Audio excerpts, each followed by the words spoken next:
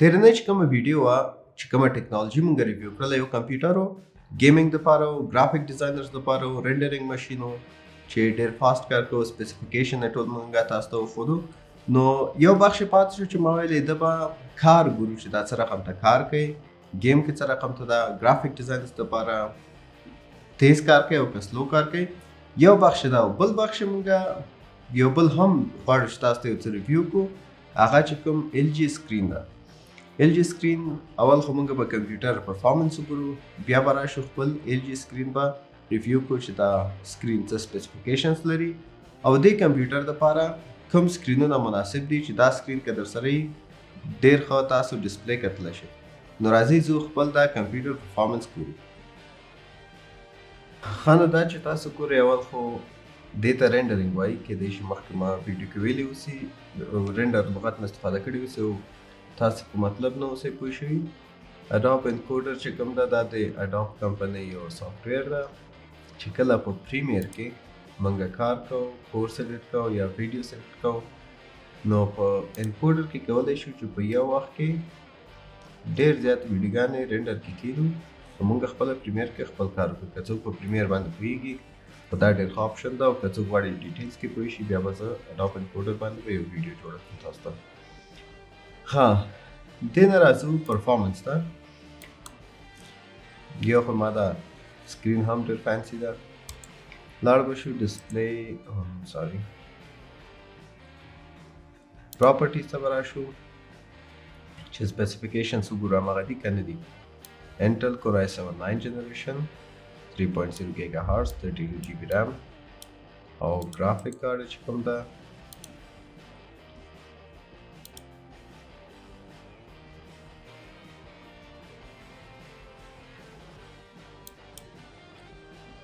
RTX 2060 ګرافیک کارډ ده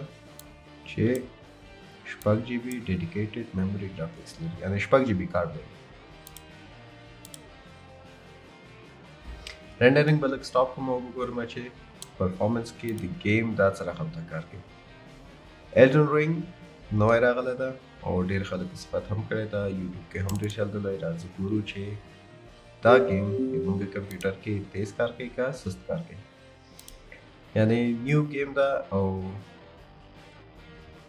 یوزرز یې ډېر زیات دي خلک یې ډېر خوښوي ګرافکس هم ډېر ورته پکار ده نو راځو ګورو چې مونږ چې کوم 6 جی بي 2060 ګرافیک کارډ ده هغې کې کار کوي او که نه کوي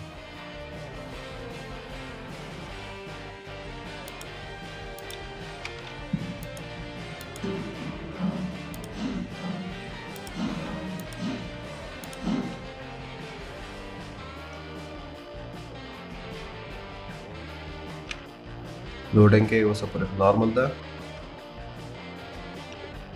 leaving co-op signs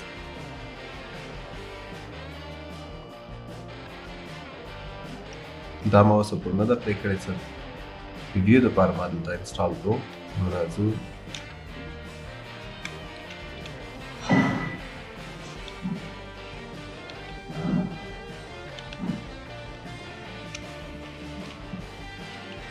اوسه پورې فیل راکړو ښه کار کوي او اوس ساري د ګرافیک ډېر زیات ویني چې کله زه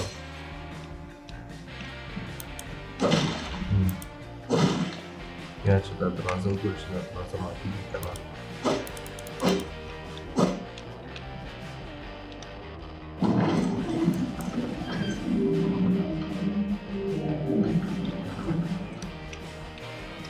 دروازه ماته کړله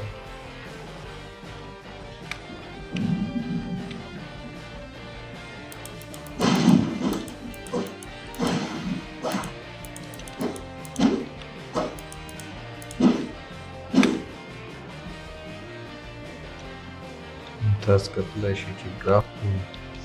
لاره اخري هم دونه دغلته وله اسانه لاره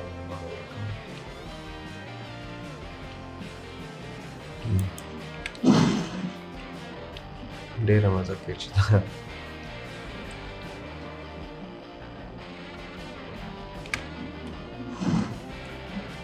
تیزه منډه نه کوم چې کومه تیزه منډه شاید دی باندې سلو کېږي تیزه منډه نه وهم لکه تیزه منډه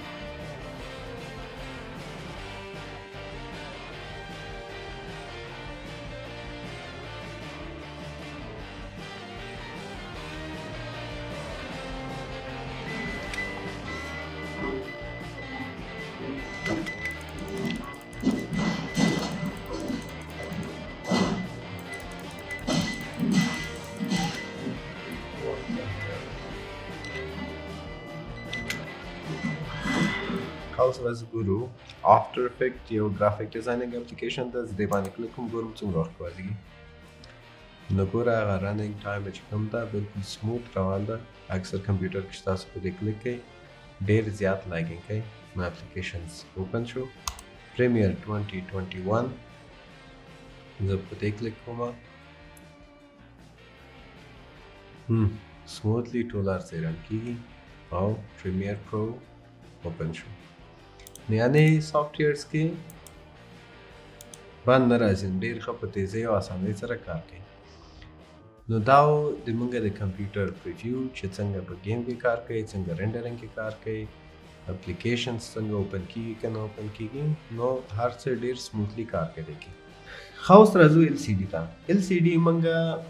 NVIDIA G-Sync په نوم ده چې NVIDIA G-Sync یو ګرافیکس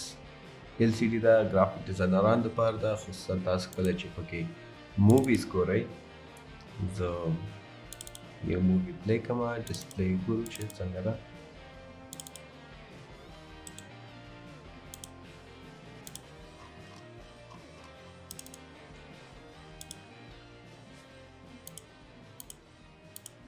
تاسو کتلی شئ چې